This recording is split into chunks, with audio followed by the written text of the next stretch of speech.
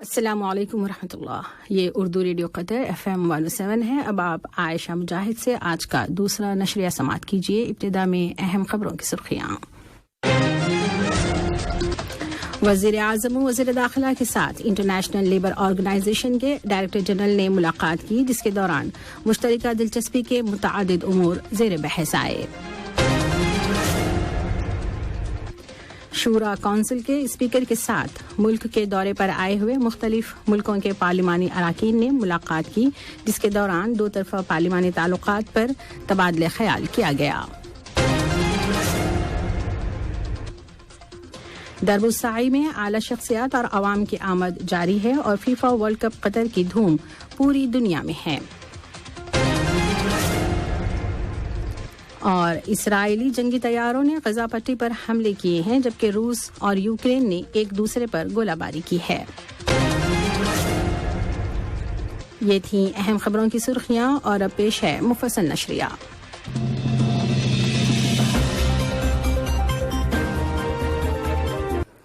بسم اللہ الرحمن الرحیم. وزیر اعظم و وزیر داخلہ شیخ خالد بن خلیفہ بن عبدالعزیز آل ثانی کے ساتھ آج صبح ملک کے دورے پر آئے ہوئے انٹرنیشنل لیبر آرگنائزیشن ILO کے ڈائریکٹر جنرل جناب گلبرٹ ہونگبو اور ان کے ہمراہ وفد نے ملاقات کی. ملاقات کے دوران قطر اور ILO کے درمیان قائم بالخصوص لیبر سیکٹر میں تعاون کے تعلقات اور مشترکہ دلچسپی کے متعدد امور پر تبادلہ خیال کیا گیا.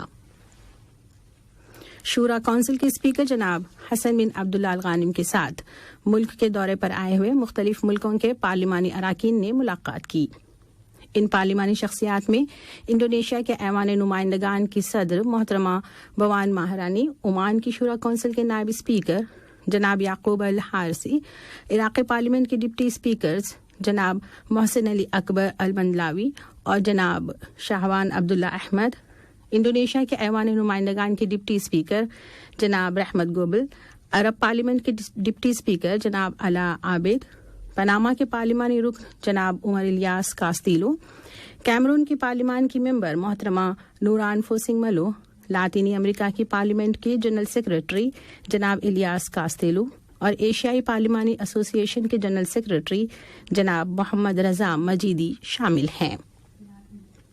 ملاقات کے دوران پارلیمانی عمل سے متعلقہ امور اور پارلیمانی تعلقات کو مستحکم کرنے کے وسائل پر تبادلہ خیال کیا گیا.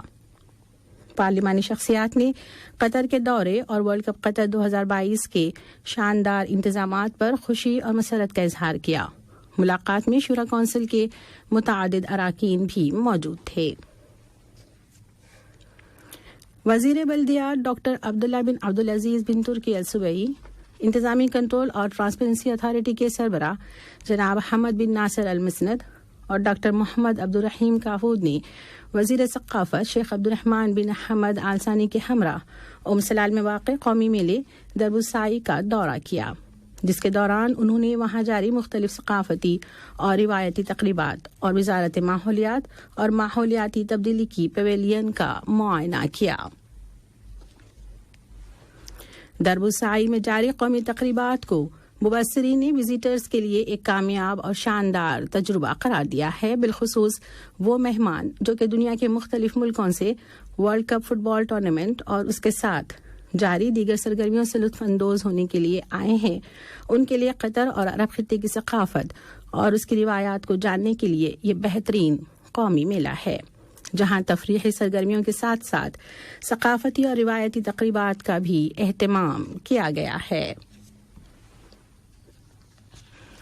قطر ورلڈ کپ فٹ بال کے میچوں کے دوران شراب پر پابندی اور اسٹیڈیمز کے ارد گرد اس کی فروخت پر روک لگانے کے مثبت اثرات نظر آ رہے ہیں، جس کا اظہار کئی شائقین نے خاص طور پر فیمیل فینس نے کیا ہے. شائقین کا کہنا تھا کہ شراب کی عدم دستیابی کی وجہ سے اسٹیڈیم میں شائقین کی توجہ صرف میچ پر ہوتی ہے اور کسی طرح کا کوئی ناخوشگوار واقعہ بھی پیش نہیں آیا. بعض فیمیل فینس نے اردو ریڈیو سے بات کرتے ہوئے کہا کہ وہ قطر میں خود کو انتہائی محفوظ محسوس کر رہی ہیں، جبکہ بعض شائقین نے قطر فٹ بال ٹورنامنٹ کو فیملی فرینڈلی ورلڈ کپ قرار دیا ہے. सर्बिया में कतर के सफीर जनाब फारिस रोमी अन्नाइमी ने कहा है कि वर्ल्ड कप की मेज़बानी के लिए कतर ने जो काविशें की, उन काविशों ने इस आलमी इवेंट को वर्ल्ड कप की तारीख का एक मुनफरिद और यादगार एडिशन बना दिया है। याद रहे, कतर को 2 दिसंबर 2010 में वर्ल्ड कप की मेज़बानी का एजाज़ दिया गया था और कतर ने अपनी बिडिंग फाइल में जो वादे किए थे उनको कमा-हक़्क़ो पूरा कर दिया और बिलखुसूस इस टूर्नामेंट के मैचों के लिए 7 नए स्टेडियम्स तामीर किए, एक स्टेडियम को रिनोवेट किया है और शायकीन की आमद-ओ-रफ्त की सहूलत के लिए पूरे मुल्क में मेट्रो का जाल बिछा दिया। फीफा वर्ल्ड कप 2022 की आलमी और अरबी सतह पर धूम मची हुई है, लेकिन इस वर्ल्ड कप का सबसे बड़ा कमाल ये है कि उसने अरब अक़वाम में इत्तेहाद का जज्बा पैदा कर दिया है, जिसका मज़हर अरब अवाम की जानिब से एक दूसरे की टीम को सपोर्ट करने और उनकी फतोहात के जश्न में शरीक होना है। दुनिया ने देखा कि सरबराहान से लेकर आम अफराद तक सभी हर अरब टीम की फतह को पूरे जोश व जज्बे से सेलिब्रेट कर रहे थे।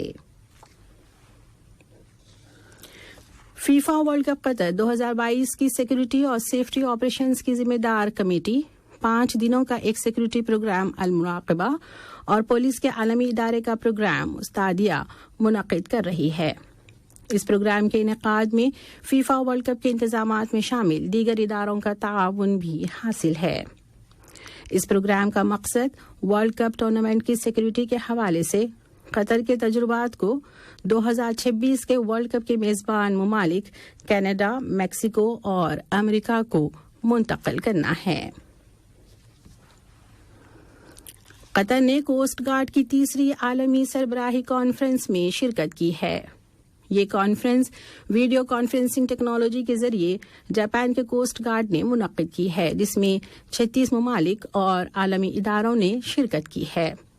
कॉन्फ्रेंस में कतर की नुमाइंदगी वजारत दाखिला में समंदरी ट्रेनिंग और रिहैब सेंटर के सरबराह कर्नल फहद अली अल हाजरी ने की।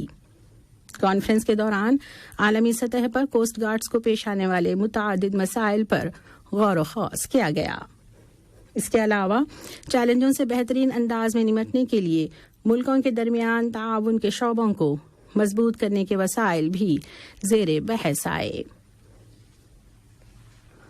ये खबरें उर्दू रेडियो कतर से नशर की जा रही हैं। इसराइल के जंगी तैयारों ने आज सुबह गजा पट्टी में वाक़े फ़लस्तीनी मुज़ाहिमत के ठिकानों पर हमले किए। इसराइल का दावा है कि गजा पट्टी से इसराइल पर मिसाइल फायर किया गया था, हालांकि इस मुबैना मिसाइल से जख्मी होने वालों या किसी तरह के दीगर नुकसान के मुतालिक कोई खबर नहीं दी गई। इसी दौरान में यहूदी आबादकार मस्जिद अक्सा के अहाते में ज़बरदस्ती दाखिल हो गए और बेहुरमती की।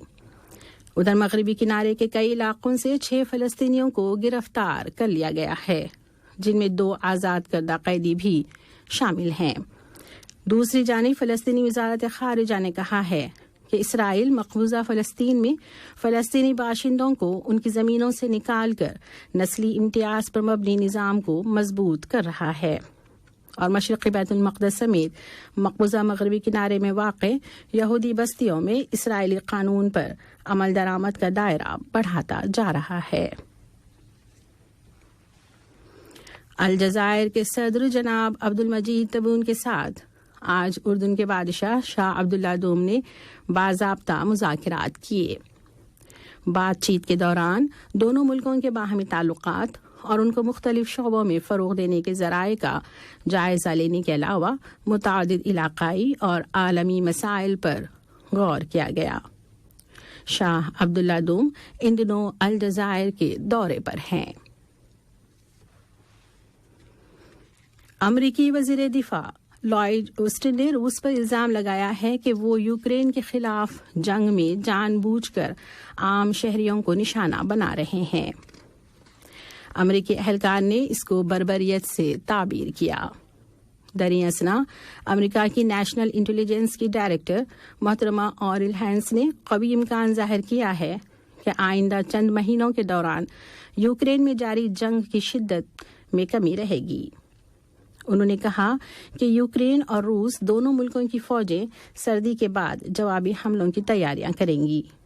میدانی صورتحال میں یوکرین کے ساتھ لگنے والی جنوبی اور مشرقی سرحدوں پر واقع مختلف مقامات پر روس کے فضائی اور میزائل حملے جاری ہیں۔ ادھر یوکرین نے بھی کہا ہے کہ اس نے روسی فوج پر فضائی حملے شروع کر دیے ہیں۔ ایک دیگر خبر میں روس نے اعلان کیا ہے کہ اس نے علاقائی سیکورٹی کے متعلق بیلاروس کے ساتھ ایک مخصوص پروٹوکول پر دستخط کیے ہیں۔ اور کل عدم تنظیم داعش نے افغانستان کے دارالحکومت کابل میں پاکستانی سفارت خانے پر حملے کی ذمہ داری قبول کرنے کا اعلان کیا ہے۔ اس حملے میں ایک پاکستانی سیکورٹی گارڈ زخمی ہو گیا تھا اور سفارت خانے کی عمارت کو نقصان پہنچا تھا۔ پاکستان نے اس حملے کو اس کے سفیر پر قاتلانہ حملہ قرار دیا تھا، تاہم وہ محفوظ رہے۔ آج کا نشریہ ختم ہونے سے قبل اہم خبروں کی سرخیاں ایک مرتبہ پھر سن لیجیے۔ وزیر اعظم و وزیر داخلہ کے ساتھ انٹرنیشنل لیبر آرگنائزیشن کے ڈائریکٹر جنرل نے ملاقات کی، جس کے دوران مشترکہ دلچسپی کے متعدد امور زیر بحث آئے۔ شورا کونسل کے اسپیکر کے ساتھ ملک کے دورے پر آئے ہوئے مختلف ملکوں کے پارلیمانی اراکین نے ملاقات کی، جس کے دوران دو طرفہ پارلیمانی تعلقات پر تبادلہ خیال کیا گیا۔ درب السعی میں اعلی شخصیات اور عوام کی آمد جاری ہے اور فیفا ورلڈ کپ قطر کی دھوم پوری دنیا میں ہے۔ اور اسرائیلی جنگی طیاروں نے غزہ پٹی پر حملے کیے ہیں، جبکہ روس اور یوکرین نے ایک دوسرے پر گولہ باری کی ہے۔ آج کا نشریہ خط اردو ریڈیو قطر سے آج کا دوسرا۔ السلام علیکم دوستوں، میں ہوں شیخ نور امل بواکی 1QL کا مارکیٹنگ آفیسر، اور اپنے کمپنی میں ہائر کر رہے ہیں الیکٹریشین، پلمبر اور construction line workers, bike rider, limousine, ان سب کو امیڈیٹلی ابھی جاب اویلیبل ہیں اپنے کمپنی میں۔ اگر کوئی بھی اس کام کے لیے اپلائی کرتے ہیں تو آپ کو امیڈیٹلی ہائر کر سکتے ہیں، ہم لوگ آپ کو امیڈیٹلی لے رہے ہیں۔ جو بھی الیکٹریشین، پلمبر اور کنسٹرکشن لائن میں کام کرنا چاہتے ہیں تو ہم سے کانٹیکٹ کیجیے، ہم انشاءاللہ آپ کو امیڈیٹلی جاب دے سکتے ہیں۔ اور سارے ڈیٹیلز جو ہے نا اپنے یوٹیوب میں اور فیس بک، سارے سوشل میڈیا پہ میں دے دوں گا، اور وہاں سے کانٹیکٹ کر کے آپ ہم اپنے آفس میں آ سکتے ہیں۔ جس طرح سے ابھی انٹرویو چل رہا ہے آپ دیکھ رہے ہیں اس ویڈیو میں، اسی طرح سے آپ کا انٹرویو لے کے جو بھی آپ کو کام آتا ہے وہ کام دیکھ کے ہم وہ کام آپ کو ارینج کر کے دیں گے۔ اور سب سے زیادہ آپ الیکٹریشین اور پلمبر اور کنسٹرکشن لائن میں امیڈیٹلی لے رہے ہیں، اور ہم اپنے بائک رائڈر کا بھی وہ بھی لے رہے ہیں اور لیموزین میں بھی لے رہے ہیں، اور دوسرے کام کے لیے بھی اپلائی کر سکتے ہیں۔ اگر وہ کام آپ کو پریزنٹلی نہیں ہے تو اور آگے چل کے ہم وہ کام آپ کو دلا سکتے ہیں، آپ کسی کو جمع کر کے جا سکتے ہیں۔